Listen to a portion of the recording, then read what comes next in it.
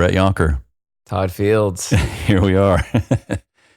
Guys, it's rare that I get to hang out with an old friend, and saying that, it's like there's years that we've experienced together before, before our current season. So there's a lot of history here, and it's just an honor to have you on. So welcome, man. Thanks for doing this today. Thank you so much. I am so honored to be here. And yes, lots of years, mainly you showing me how to be a worship leader. No, man. And then you turned all that into being the worship circle. So yeah, here we go. I like to think I was in an early circle. So dude, you were killing it. Prototype circle. I just loved hanging out with you, man. I loved your heart. It was pure and honest. And that's what I loved about you and still love about you. Oh, thank you. Building my life, burning in my soul. God, you're so good. Brett's had his hand in so many songs that all of us sing in church. So, man, thank you for your faithfulness as a worship leader and a songwriter, because you and I both know that for every couple of songs that people know about, there's another like couple hundred that no one hears. True. It's just law of repetition and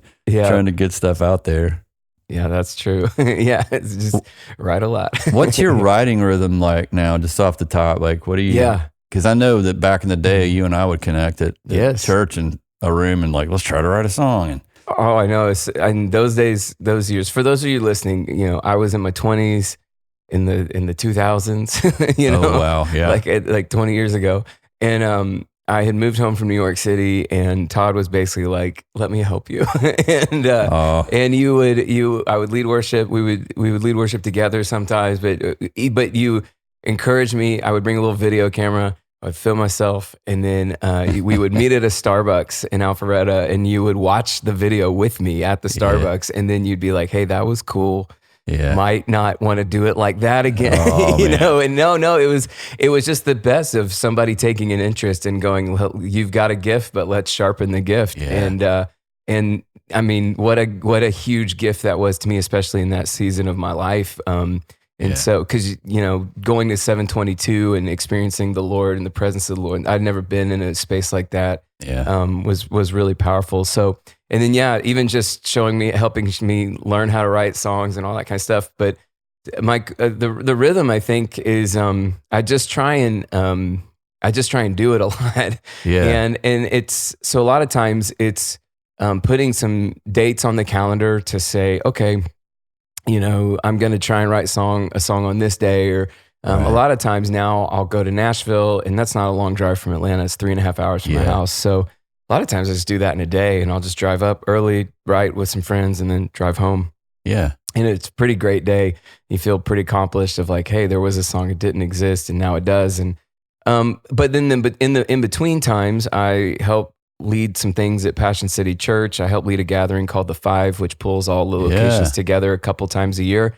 And then I've been a pretty steady presence in our young adult ministry since COVID. And I've kind of helped, I've been more leaned in and a little less leaned in, more of like a overseer figure, to right now, Shane Smith is our young adult director, and he is incredible. Yeah. So I've kind of helped just give some oversight and leadership into those gatherings. And so, look at you. Yeah. And, but it's been fun because it's just those things kind of, I say that because that's part of the writing process for me. It just keeps me close to what God's doing in our church, and to, obviously I'm leading on Sundays at different locations of our church. And, so it just, in the in-between times, usually I'm just kind of writing down things. I'm coming into here, we're in my little room that I'll start singing out things or worshiping, and or maybe it's stuff that I'm learning or things that I'm wrestling with or dealing with, and where is God in this stuff, and what is it about God that I really need to connect with in this season. So I'm kind of like, when I'm not like scheduling a songwriting time, I'm just collecting those thoughts and those ideas, and I just got a note, and they're kind of all over the place and a little bit crazy. But then when I get together with friends, like the last couple of days, I just went with a couple of our crew. We were all up in Nashville, and so I will get in a time, and I'll just be, all right, pull up my note and say, hey, here's either like a song title, or here's like, here's something, maybe a line or a little, for me, it's a lot of just sections of songs that I'm just trying to accumulate, because I've kind of found when I get with just these amazing songwriters, we can come up with, like we can get it there, you know, or like we can, but I love it because it's like when you bring a piece of something, usually somebody else is able to speak into that or bring their life experience, their journey with God, their gift to the thing.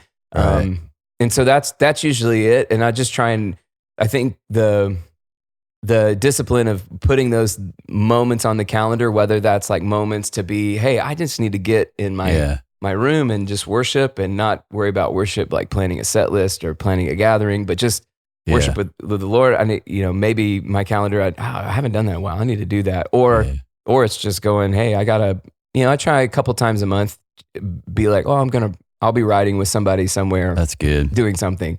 Yeah. And it does, you know, like you said, you write all the time and you just never know when God's going to give you the song that is like, wow, this one, you know, this one is the song for this season. And sometimes he gives you a song and it's incredible and you love it and no one else does, or he gives you one and you love it and no one else really sees that until 2 years from now. And then, you know, so the songwriting side of it is just, you've got to love the journey of seeking God and going, oh, I wonder where this, you know, the joy of writing the song is that's the thing.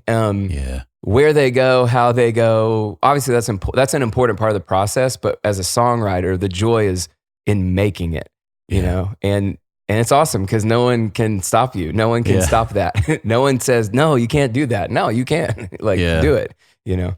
Man, the last time I had you on, Brett, it's crazy. It was like 8 years ago. No way. I can't believe we blinked. It was like, I had just gotten back from San Francisco. I came to Passion City. We did an interview at the studio. I remember that. But we've done the Zooms on the worship circle you and before. Ainsley have done some teaching just on worship and scripture, which has been brilliant.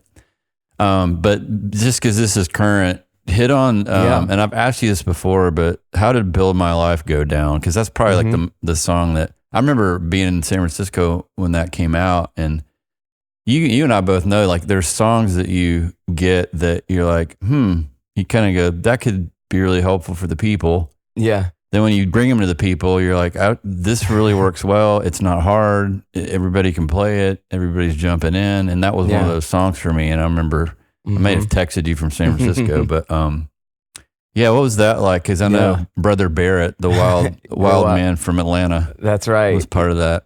Yeah, Pat and I have been part of a couple songs like this, but that started when maybe it was like 2014, which is crazy. A while back.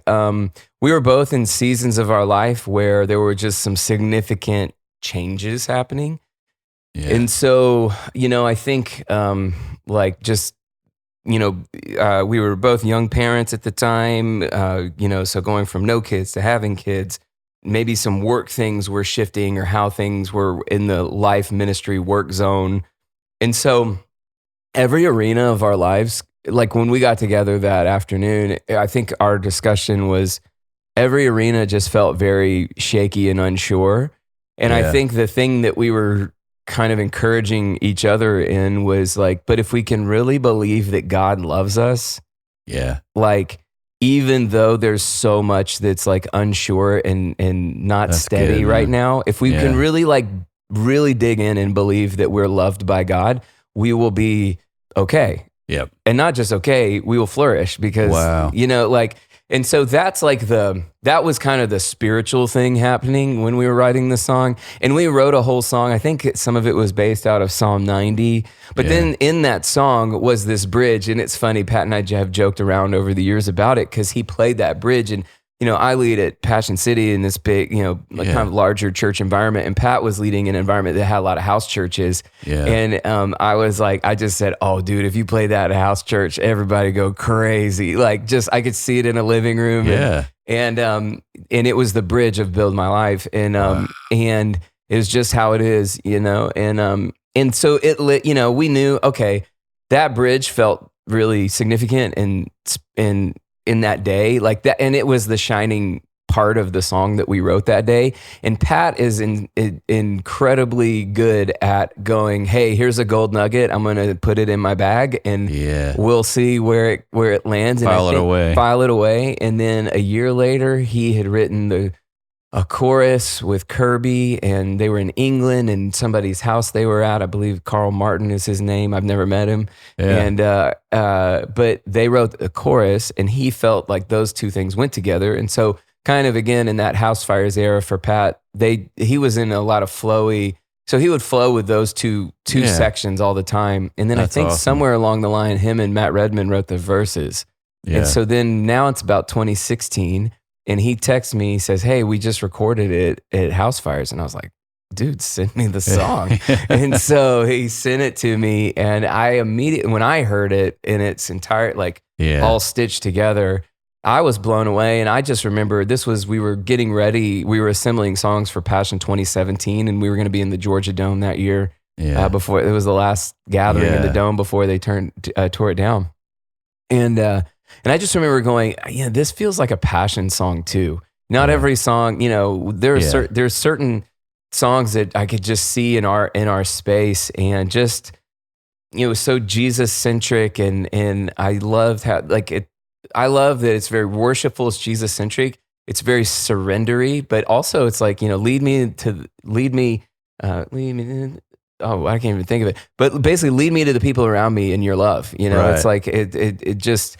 And then that declaration of surrender and faith in the middle of the song, and so it was crazy. And again, songs are just and it's just a God song in the sense that we sang it that year. I think it was number 8 on that House Fires record. It was number 5 on ours. I think for a couple years it just started floating around in a lot of different circles, and I don't think it was anybody's like main song, but somehow it found its way in all these different circles of worship music and church and all that. And so by the time 2018, maybe whenever 2018, 2019, it was like, oh wow, like this song, it was kind of under the radar long enough that no one had gotten burned out maybe on it. But yet I do think, like, to what you're saying, I remember when it's such a great song to give a worship leader who maybe hasn't led a lot, and it almost just leads itself, and it's so easy to sing. I love that. I joke I'm a blue collar singer, so it's in G. Praise the Lord. G. Exactly. It's not super rangy. Yeah. But also it just has it's just what God has done with it is beyond anyone's gift. Anybody who's ever sung it, you can't explain it. So other than it's the Lord, it's just the Lord, and he took it wherever he wanted it to go, so. Thanks for sharing that story, Brett. It's so encouraging, because for those of you listening who are like, how are songs written? Sometimes it's really rare to write the whole thing, sometimes in a sitting. Mm-hmm. And I love the idea that there was that bridge that was honest, like its own thing, that it lived that way for a while. Yeah. And it's okay to write a bridge and just keep it. Totally. You don't have to make it like put a square peg in a round hole. Totally. And it's cool too, whenever especially if you are writing songs year after year and you're like, man, I still love this one, or I keep coming back to it. And I think that's always a good sign if you still enjoy it. Maybe when even when you personally are in a different season than the season that you wrote the song in. Because for me, obviously, like I said, I was in Nashville the last 2 days. I am so high on the 3 songs that I just wrote, I am feeling it. But it's kind of nice to be able to walk away and maybe give it some time. And then if it's still stirring your heart, but yet you're not in the same mental, emotional space that you actually wrote this song in, that's usually a good sign that, hey, maybe there is something to this song, because there's a way to enter into the song. That maybe, especially it's not just, wow, this is really speaking to the moment I was in, Well, there's something about that one too. And so many songs that have staying power, they do come from scripture. Yeah. And it's like, there's something in our heart for eternity.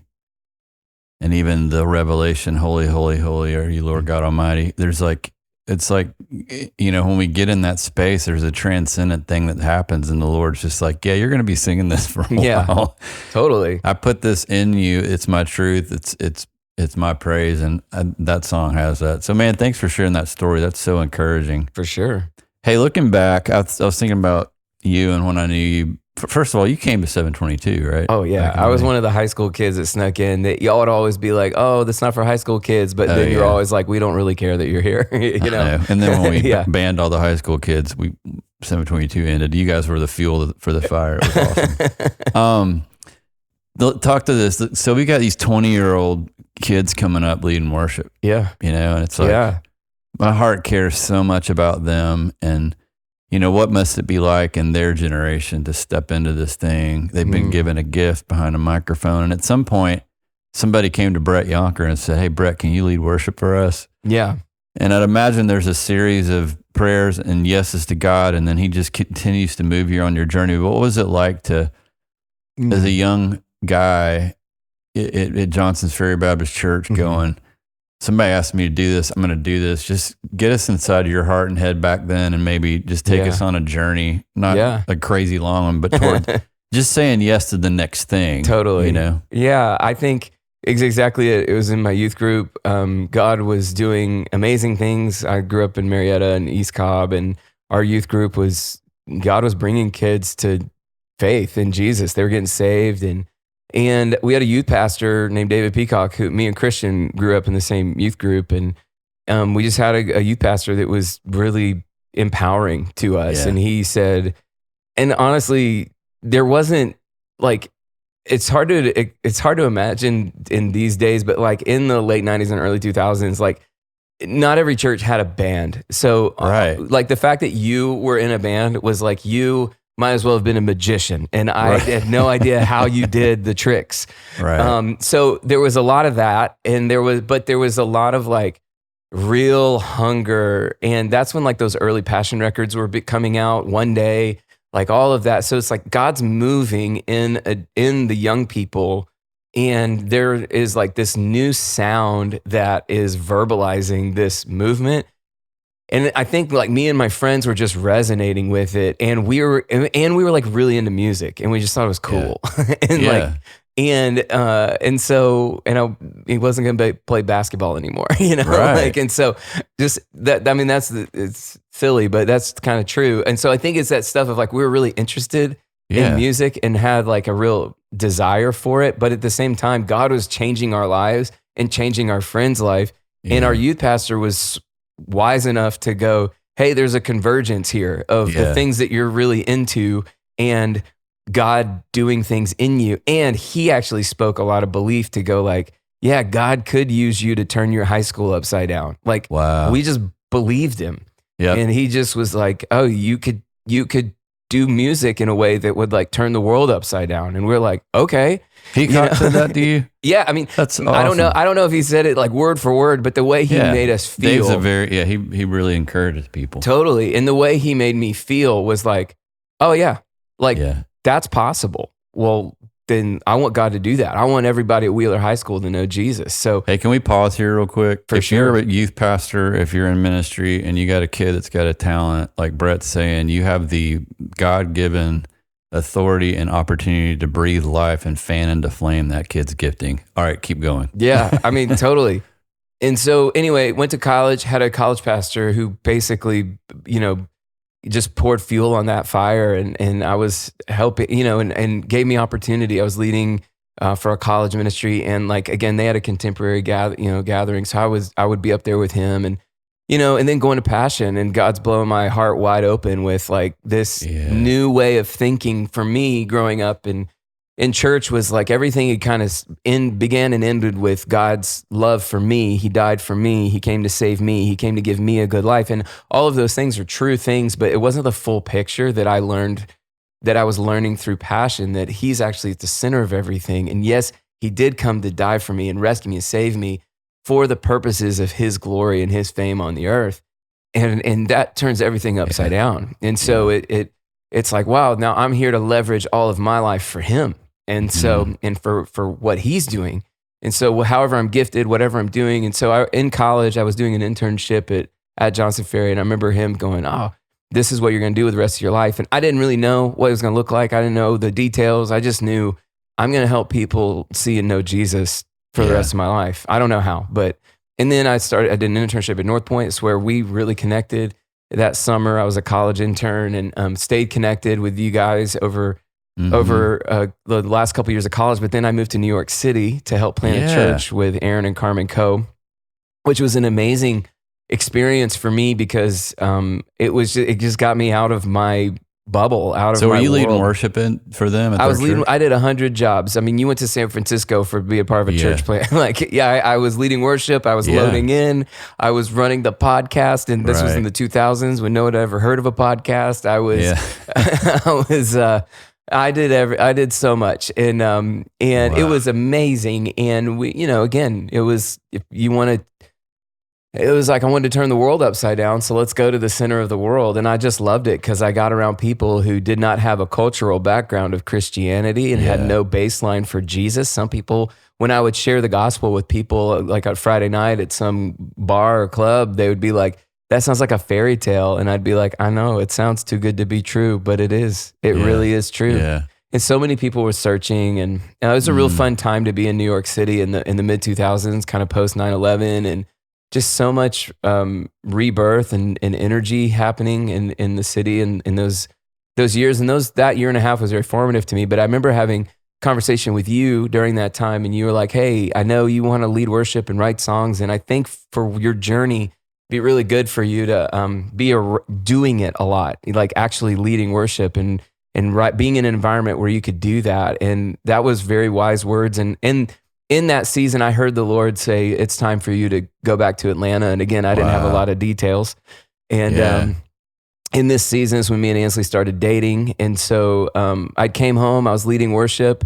This is the coffee shop era with Todd. And so anyone that would call me up, sidewalk on a high school, some youth group, some camp, you're just getting your reps in. Yeah, just was leading anywhere and everywhere. And, living in my parents' basement because of substitute teaching. I worked at Passion in the resource room, like sending Louis DVDs all over the place. That's amazing, man. Just trying to make it work and do it all. And over those years, though, I started leading worship at a youth group, and that's where I connected with a lot of my friends that I became in a band with, and we would make little records that we would write some songs that we would sing at youth groups, and we would record them, and I would save all my money and try and record them. Yeah, and then we would go sing them all summer long at youth camps and things like that. And in that same season, Ansley and I had dated for a year, broke up. You remember that? It's miserable. And then we got back together, got married in 2009. And in that same season is when Passion City Church was starting. And so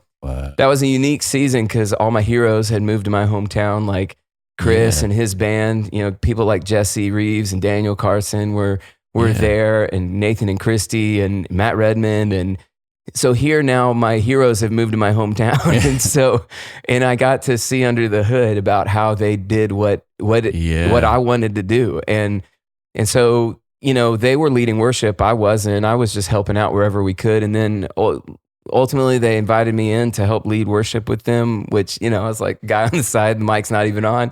And then ultimately they said, hey, why don't you come write some songs with us? And again, so did you go to the cabin at Chris's back then with all them? Yeah, okay. I think like 2012 was like the first year that I was in the mix with that. And funny you reference Burning My Soul. I mean, that was one of the first ones, writing with them. And that was just such a special season for me because again, that's where I learned, real songwriters write lots of songs. They don't just write when they're inspired. They write lots of them. And all of these people, the songs that, there were so many songs that I heard in that cabin that never made it to a record. And I was like, oh, that's how you do it. Yeah. Like you actually write way more songs than you need.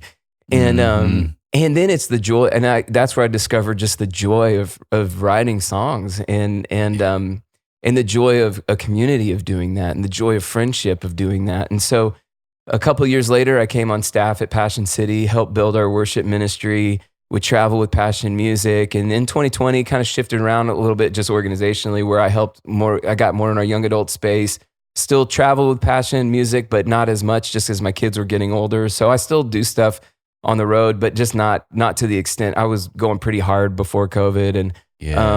And then coming into this season a couple years ago, was on a sabbatical and just felt like the Lord saying, hey, it's time to make some more music. You've been making music through Passion, but it's like, you need to think about making a record. And I thought those years were behind me. And so I just would go into songwriting sessions with that in mind, and I'd be praying, and then having some discussions with my team at Six Steps. And then God has just given this windfall of songs like Lord Will Provide and Fall Like Rain, and just What a Worthy Name, Lamb's Book of Life, and just some songs that have felt like, wow, God's moving through these songs. And though we have some passion versions, it feels like there's more tones to find with these songs.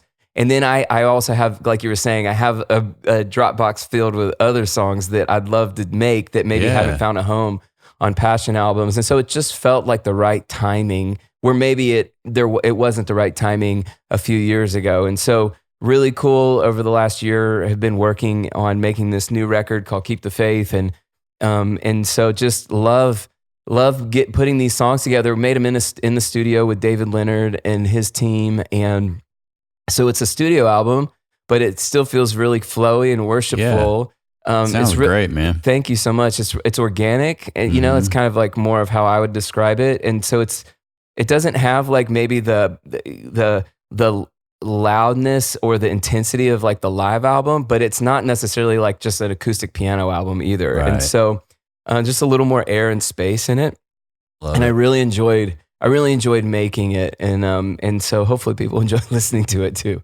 Man, it's great. I've been listening to it and love the song you and Josh did. And yes, Only Here to Worship. Yeah, that's one of the new ones. Yeah, such a good thing. And man, I'm just proud of you. I have a few more questions, but it's one of the things we've been learning in Worship Circle is the reality that there'll only be one Brett Younker ever in all eternity. Yeah, and your job is to be Brett. Yeah. To the glory of God. And so in my mind, Brett coming out with a new record is, we need more Brett. Yes. As Brett is in his calling, as he's in his lane with Jesus. And it's like, man, light that thing on fire. And I'm so proud of you, dude. So happy Thank you so much. Well, I think that to your point, I think, that's what I love being a part of a collective thing like Passion. Yeah. Obviously, I have so many my great friends, people that I've locked arms in ministry with for so long. And it's a really good thing to be a part of something that's bigger than yourself. At the same time, too, God has given each one of us like an individual like thumbprint, like you're saying. And so to be able, what a gift it is to be able to express some of that individuality. And I love that, Christian has been putting out some music as well, and I love it. It's so uniquely Christian. And I love that he is doing that, and I've enjoyed being able to do that. And I think too, again, Christian and I were just together yesterday writing music, and it's so cool because I think in doing that, when we come together, there's a real joy in being a part of something that's bigger than ourselves. That's so good, man. It's almost, Christian and I have talked about this, but it's almost like the team is effective and powerful as the individual components are healthy. Yeah, right. And resting in their uniqueness for the glory of God. And so that's what you're saying. Like to get ready to write with those guys is like, man, I'm bringing something that's all me. You're bringing all you and your heart and your story. And let's go to God with these streams and see if we can make a river. It'd be awesome. Yeah. Man, you went to seminary, right? I did. Yeah. Somewhere in all of that, I went to seminary. I was going to ask you about that because I remember Christy telling me, man, Brett's going to seminary. And then you ended up, you and Ainsley have taught for us and it's been so good. But how has that been formative in your writing and your ministry? It was really great. I took some seminary classes right out of college and I swore I'd never do it. I was like, terrible. I was like, it's putting God in a box. I hate this. And so, but when in the maybe like 2014, 15, Ainsley's just started doing it on her own. And Ainsley, my wife, is brilliant. And look at her leading you. Yeah, she's she's so smart. Yeah. And I was watching the class. So we both went to Dallas Seminary, and she was watching the classes. And the president then, which was Dr. Bailey, he was doing the first BE 101 class about how to read the Bible, how to study the Bible. And I was so moved by how he was talking about. I would just watch over her shoulder. So I was like, I want to do that. And I think the reason why I think at that point in my 30s, I wanted to do it is I kind of realized like, I keep going to the same things. I keep reading A.W. Tozer and I keep reading the same theologians and Right. And I found myself going, I need to expand, and I'm not going to expand on my own. Right. And I need help doing that. Yeah. And so I needed seminary to help me do that. And then the other thing for me is I just thought, I don't see too many people doing what I'm doing the way I'm doing it in their 50s and 60s. And so maybe there will be a moment where I shift what I'm doing. I think for me, I don't necessarily think, I think I'm in my 40s and I'm writing the best songs. I'm leading the most free and the best I've ever led in my life. So it's not that. But I just thought, well, somewhere down the line, I just want, if I'm ever teaching the Bible, I want this in my bag. Yep. And so it was a lot. We had young kids, and I was touring like 60, 70 dates a year. Wow. And it was and I was working full time at the church. So it definitely was like it was a lot to do it, but I'm grateful for it. And Dallas was such a great place to learn how to, the way they revere God's word and how to study the Bible. That's kind of the biggest takeaway, is more about how. It's not so much that I learned everything that I needed to know about the Bible in those 5 years. It was more of like, they gave me the framework of like, this is how you do this. This is how you ask questions. This is how you come to the scripture and let the scripture speak to yourself. And I think, it helped me build frameworks that, I think as I'm writing songs, or maybe as I'm teaching, and, I think even in those years, I think I've learned too, my calling isn't just to be a worship leader. It's really to be a messenger. It's to help carry the message of Jesus. And I have a lot of mediums that I do that, whether that's songwriting, leading worship, preaching or teaching, or just, stuff like this in a discussion and talking about God. And so I think going to seminary has helped me figure out how to mine and excavate those messages that God wants me to carry, Man, thanks for sharing that. I was going to ask you, because, I don't want to end on this. Well, we can't end on it. Comparison's a big deal. And for those younger leaders coming up, like, here you are, Brett Younker, and all of a sudden you're surrounded by your heroes. Mm-hmm. And that's part of your journey. And now you're telling me and telling us that you feel like you're more you than you've ever been, and more free. Totally. What was what was that like for you, going, man, how do I measure up compared to all these other people on the team? Totally. Moving into, man, I'm at peace, and I'm grateful that God made me, Yeah. Oh man, that's great. I think age is one of those things. Kids. Truthfully. Yeah. And I think too, I love the work. Like, I love the work so much. And I think in my 20s and 30s, because I loved it so much and felt so deeply called to the work, it was very all encompassing. So when things didn't go maybe how I thought, or if I've comparison, it's like, man, I'm so intimidated by this person or this person, the way they lead. I just can't sing runs, or whatever it is. I can't be Tasha. Come on. I can't. I'm trying, but I can't. But I think the other thing is, and I think church and family does help this, because when you expose, or when you have multiple arenas of life beyond the work of ministry, beyond the leading of worship, beyond the songwriting. So I've got my kids know that I love leading worship and writing songs, and they love it. And it's fun to, even as they're getting older, to see God grabbing their hearts through music and through these guys. Like, I'm starting to see, as my older two are in middle school and they're in similar environments, they're like, oh, like they're catching it now. But, for so many years, like, but it's good, because when something doesn't go great, or when comparison is hard, or when some of those things, I have other arenas of life that it's not just the work. I have a group of friends. I have a community that I'm living in. My kids are in school, and we're at the soccer field. And so I just encourage, I think, even just worship. I think it's really tough in the worship and creative spaces in churches, especially if they're mid-size or like large churches, where you actually do have like a significant team that you're on. And I think that can just create a weird relational comparison dynamic, because if all you're doing is coming to church when you get that planning center invite, And then if you don't get that planning center invite and they do, and so I think it's really good if somehow you can find your own ways to feel connected to the community of believers that aren't creative necessarily, or aren't in the music space, or aren't in the music and production space, where it's like, hey, I have a sales job and I work for, this restaurant down the street and da da da da da. And I think when you do that, it just takes some of that comparison pressure off of, well, this isn't the only space that I'm known in. Because your whole life's not music and those relationships. Exactly. You've got like the 9 to 5 people that are your buds. They're your buds, and they're your buds not because you played music. And but we connect with people through music, so it's not necessarily like, it's not like don't have connections there. It's just expanded out beyond that.